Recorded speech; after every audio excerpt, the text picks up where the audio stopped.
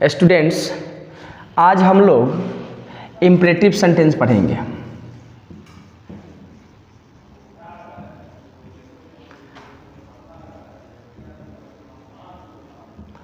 Imperative sentence पढ़ने से पहले हम लोग थोड़ा चर्चा करते हैं प्रीवियस क्लास का। प्रीवियस क्लास में हम लोगों ने पढ़ा था assertive sentence, interrogative sentence. Assertive sentence में हम लोगों ने पढ़ा था कि वह सेंटेंस जिसमें नेगेटिव सेंस हो या पॉजिटिव सेंस हो। A sentence which has negative sense और पॉजिटिव सेंस। मतलब कहने का ये हुआ कि जिस सेंटेंस में नेगेटिव सेंस हो या पॉजिटिव सेंस हो उसे असर्टिव सेंटेंस कहते हैं। जैसे आई टीच यू, एक कैसा सेंस है इसमें? पॉजिटिव सेंस है। हमने कहा आई डोंट टीच यू, कैसा सेंस है? नेगेटिव सेंस है। उसके बाद हम लोगों ने पढ़ा था इंटरोगेटिव सेंटेंस। इंटरोगेटिव सेंटेंस का मतलब होता है कि जिस सेंटेंस से क्वेश्चन पूछा जाए। A sentence that is used to ask a question that is called interrogative sentence. Interrogative sentence दो प्रकार से होता है, एक ऑक्सिलरी वर्ब से होता है, एक डब्ल्यूएच फैमिली से होता है।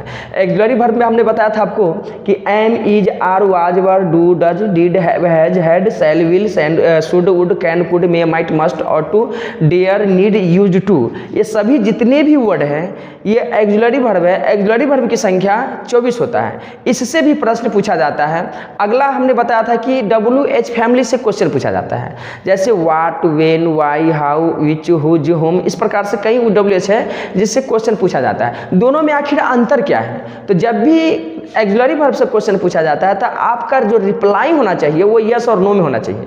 लेकिन जब कोई व्यक्ति WH फैमिली से क्वेश्चन पूछे तो उसमें जो आपका रिप्लाई होना चाहिए वो उसमें आपका रिप्लाई पूरे सेंटेंस के साथ होना चाहिए। जैसे हमने कहा are you going to market, क्या तुम बाजार जा रहे हो?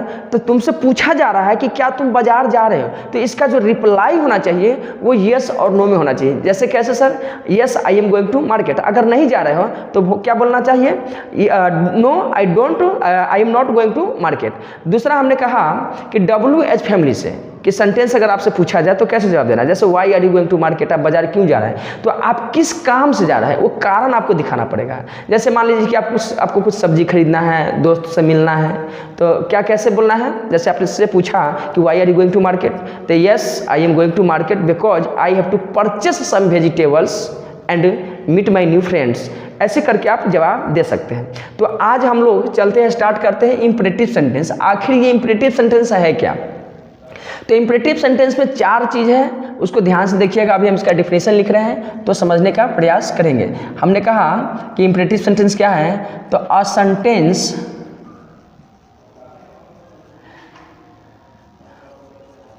that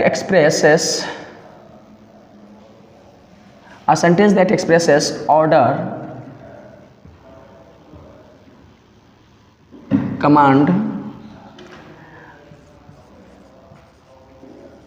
request और suggestion।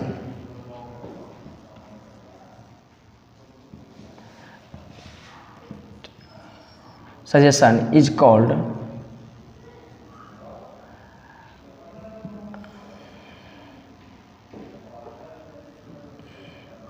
Imperative sentence.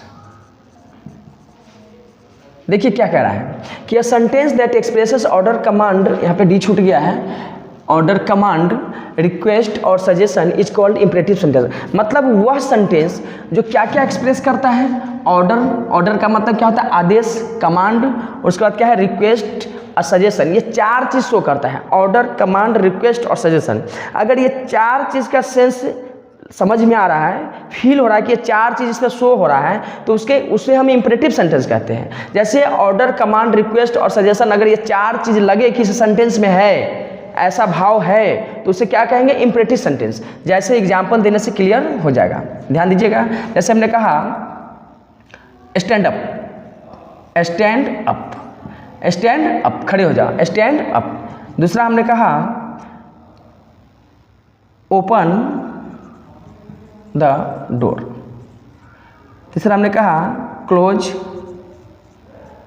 The gate. चौथा हमने कहा प्लीज हेल्प मी। पांचवा हमने कहा मे आई कम इन सर। हमने उसके बाद कहा कि please bring a glass of water. अब यहाँ पे देखिए क्या क्या करा है, स्टैंड अप, खड़े हो जाओ, क्या है, ऑर्डर है। ओपन द डोर, क्या है, दरवाजा खोलो, तो यह एक प्रकार का ऑर्डर भी है, रिक्वेस्ट भी है। क्लोज द गेट, दरवाजे को क्या करो, बंद कर दो, तो क्या है, ये एक प्रकार का रिक्वेस्ट भी है और ऑर्डर भी है। प्लीज हेल्प मी, यहाँ पर क्या करा कि मुझे मदद करो, कृपया मुझे मदद करो, तो क्या है, यह एक प्रकार का रिक्वेस्ट है। मे आई कम इन सर, जैसे स्टूडेंट्स बोलता है कि मे आई कम इन सर, तो क्या करता है, रिक्वेस्ट करता है।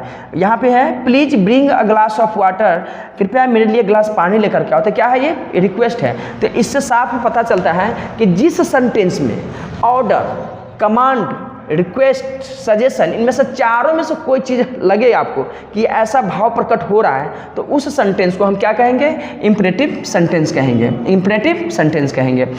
आई होप सभी को समझ में आ गया होगा। अगर समझ में आ गया हो तो मेरे चैनल को सब्सक्राइब कीजिएगा और वीडियो को शेयर और लाइक करिएगा और कमेंट बॉक्स में कमेंट जरूर करिएगा कि कैसा लगा वीडियो।